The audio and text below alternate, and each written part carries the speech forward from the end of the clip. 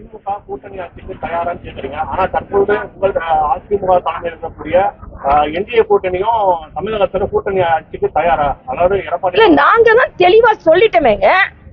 ஏன் எங்களை பத்தி பேசிட்டே இருக்கீங்க? தெளிவா சொன்ன பிறகு உங்களுக்கு என்ன சந்தேகம் நான் கேக்குறேன். அவங்களுக்கு நோக்கி அந்த கேள்வி வைக்கும் போது அந்த கேள்வி இல்ல எங்களை மத்தவங்களை அடிமைன்னு சொல்றாங்களே. இப்ப அடிமைனாலதான் நீங்க கேக்குறீங்கன்னு சொல்லும் போது ஏன் நீங்க அடிமையா இருந்து ஒருத்தவங்கள வாய்ஸ் கேட்க மாட்டாங்களா கூட்டணி ஆட்சிக்கு? நாங்க தான் தெளிவா சொல்லிட்டோமே. இப்ப அப்படி பார்த்தா மரியாதைக்குரிய அமித்ஷா அவர்கள் அண்ணன் எடப்பாடியார் தலைமையில ஆட்சி அமைக்கும் நாங்க சொல்லிட்டாங்க. நாங்க எந்த குழப்பமும் இல்லாம தான் இருக்கோம். கட்சி என்ன சொல்லுதோ அதை நாங்க நடத்துக்கிறோம். ஆனா எங்களை நீங்க குத்திக்கிட்டே இருக்கிறது ஏன்னு கேக்குறேன். நீங்க எல்லாம் சரியா இருக்கீங்களா? நீங்க எல்லாருக்கும் மரியாதை கொடுக்குறீங்களா? அதைத்தான் நான் கேக்குறேன். தொடர்ச்சியா தமிழக வெற்றி கழகத்தை நீங்க தொடர்ச்சியா விமர்சனம் பண்றீங்க, விஜய் விமர்சனம் பண்றீங்க. ஆனா உங்க கூட்டணிக்கு தலைமையா இருக்கக்கூடிய எடப்பாடி பழனிசாமி இன்னைக்கு தாவேகாக்கு அழைப்பு விடுத்திருக்கிறார்.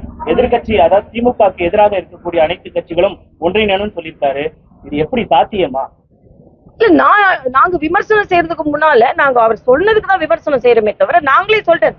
நானே ஒரு பேட்டியில சொல்லியிருக்கேன், தம்பி விஜய் அவர்கள் நீங்கள் தேசிய ஜனநாயக கூட்டணியில சேர்ந்தீங்கன்னா ஒரு நல்லது நடக்கும். தனியா நின்று நீங்க பிரயோஜனம் இல்லை, இல்லைன்னா நீங்க சினிமாக்கு தான் போகணும். அதனால நீங்க ஒரு ஒரு அரசியலுக்கு வந்தோம்னா நாம எதை சாதிக்க நினைக்கிறோம் அதை சாதிக்கணும்ல. அதுல என்னன்னா இன்னைக்கு நிர்மல்குமார் போன்றவர்கள்லாம் நாங்க தனிப்பெருமாற்றம் 35%, 45%, சும்மா பர்சன்டேஜ கூட்டிட்டே போலாம். பெர்சன்டேஜ் மட்டும் வாக்கு இல்ல, ஒரு தார்மீக கடமை. தமிழகத்துல திமுகவை எதிர்க்க வேண்டியது ஒரு தார்மீக கடமை. தமிழகத்துல திமுக வீட்டிற்கு அனுப்ப வேண்டும் என்பது ஒரு தார்மீக கடமை. அதைத்தான் விஜய் சொல்லுகிறார். அதில் எனக்கு மகிழ்ச்சி.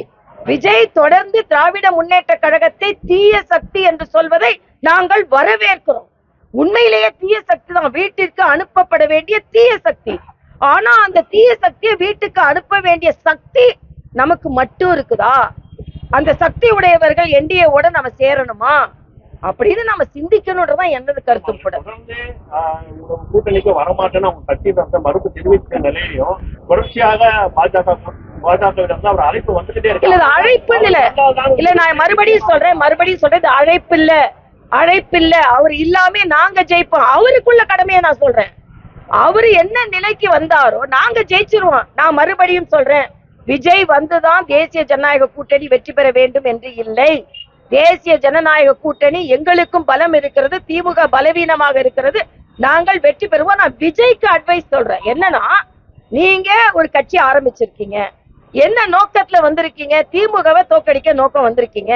உங்க நோக்கம் நிறைவேற வேண்டும் என்றால், நீங்கள் பலம் பெற வேண்டும் என்றால் இன்னொரு பலத்தோடு நீங்க சேரணுமே தவிர, அதனாலதான் நான் ஒரு பேட்டியில தெளிவா சொல்லியிருந்தேன், தம்பி விஜய் எங்க கூட சேர்ந்தா நல்லது, இல்லைன்னா நீங்க தனியா சாதிக்க முடியாது என்பதை அவருக்கு நான் எச்சரிக்கிறேன்.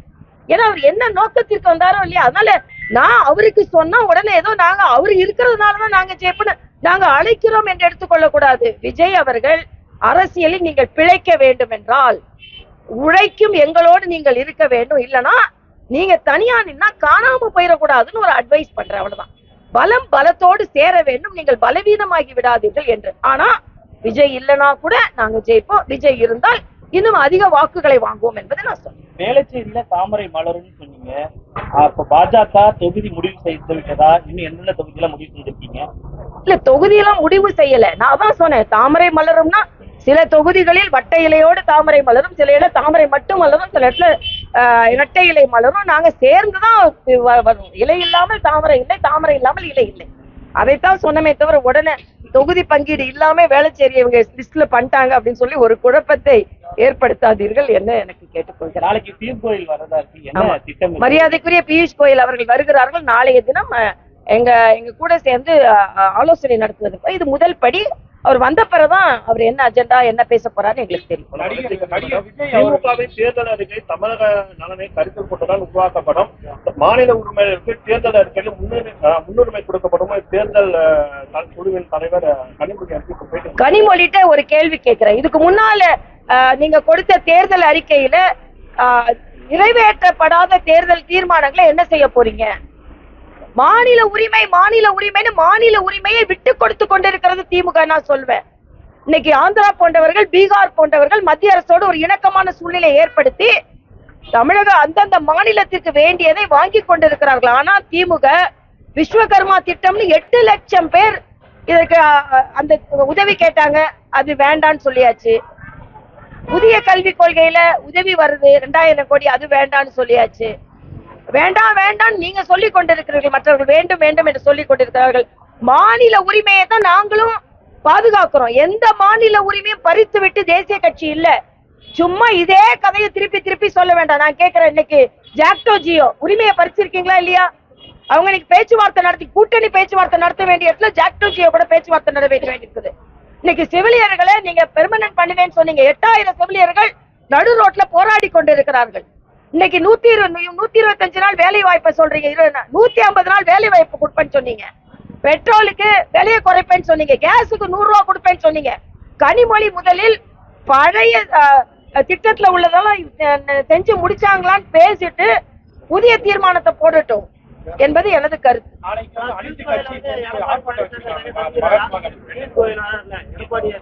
இல்ல அதெல்லாம் எனக்கு தெரியாதுப்பா, பீஷ்வல் மட்டும்தான் தெரியும். இந்த ஆர்ப்பாட்டத்தை நான் கடுமையாக விமர்சிக்கிறேன். ஏனென்றால் மரியாதைக்குரிய சிவராஜ் சிங் சௌஹான் அவர்கள் மிக தெளிவாக சொல்லிவிட்டார்கள். 100 நாள் வேலை வாய்ப்பு இல்ல, 125 நாள் வேலை கேரண்டி. அவர்களுக்கு வேலை கட்டாயம் கொடுக்கப்பட வேண்டும். 6 மாசம் விவசாயிகளுக்கு வேலை இல்லாத நேரத்துல அதை விட அதிக கூலிக்கு அவங்க போட்டும், அதனால அந்த நேரம் அவங்களுக்கு விடுப்பு கொடுக்கப்படும். இவ்வளவு நல்ல திட்டத்தை, கேரண்டியான திட்டத்தை நான் கேட்கிறேன். 150 நாள் வேலை கொடுப்போம்னு சொன்னீங்களே இல்லையா? அதுக்கு போராடுறதா? அதுக்குதான் போராடுறீங்களா? போய் கேஸுக்கு 100 ரூபாய் மானியம் கொடுப்பேன்னீங்களா? அதுக்கு போராடுறீங்களா போய்? ஆக இவங்க எல்லாம் சேர்ந்து போராடி போராடி சும்மா ஒரு மாய தோற்றத்தை ஏற்படுத்தி கொண்டு இருக்கிறார்கள். எல்லாவற்றிற்கும் மேலாக நல்லது நடந்து கொண்டிருக்கிறது. அதுல இருந்து இவங்க கவனத்தை திசை திருப்பதற்காக போராடுகிறார்கள். இந்த போராட்டம் நிச்சயமாக பலன் தராது.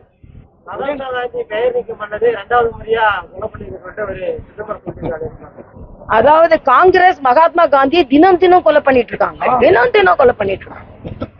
காந்தி அந்த காங்கிரஸே வேணான்னு சொன்னாரு. அதுக்கப்புறம் அங்க ஊழல் கூடாதுன்னு சொன்னாரு, வாரிசு அரசியல் இருக்க கூடாதுன்னு சொன்னாரு. ஆக சுதேசி தான் வேணும்னாரு. அவங்க தலைவியே சுதேசி கிடையாது, வெள்ளையனே வெளியேறுனாரு. சுதேசி தலைவியே கிடையாது அவங்களுக்கு. அதனால மகாத்மா காந்தியை தினம் தினம் கொண்டிருப்பவர்கள் இன்னைக்கு இத்தனை வருஷம் 70 வருஷம் கழிச்சுதான் கொண்டுடான்னு சொல்றது சிதம்பரம் அவர்கள் சொல்றதே என்னால் என்ன சொல்றதுன்னு எனக்கு தெரியல. அதுவும் சிதம்பரம் அதை சொல்றாருதான் எங்களால ஒத்துக்கொள்ள முடியவில்லை. ஒரு நிதி அமைச்சரா இருந்தா அவர்கிட்ட போய் ஒரே ஒரு கேள்வி கேளுங்க. நிதி அமைச்சரா இத்தனை முறை இருந்தீங்களே, தமிழ்நாட்டுக்கு எக்ஸ்க்ளூசிவா என்ன திட்டம் கொண்டு வந்தீங்கன்னு கேள்றீங்களேன் பாக்கலாம். உதயநிதிக்கு தான் தமிழ்நாடு அவுட் ஆஃப் கண்ட்ரோல போக போகுது. அவுட் ஆஃப் கண்ட்ரோல பேசிட்டு இருக்காங்க. அப்பா ஒரு பக்கம் அவுட் ஆஃப் கண்ட்ரோல பேசிட்டு இருக்காரு, பையன் ஒரு வாட்டி அவுட் ஆஃப் கண்ட்ரோல பேசிட்டு இருக்காரு. தமிழகம் அவங்களுக்கு 2026 அவுட் ஆஃப் கண்ட்ரோல போக போகுது. எங்க கண்ட்ரோலுக்கு வரப்போகுது, அதான் தெளிவா நாங்க சொல்றோம்.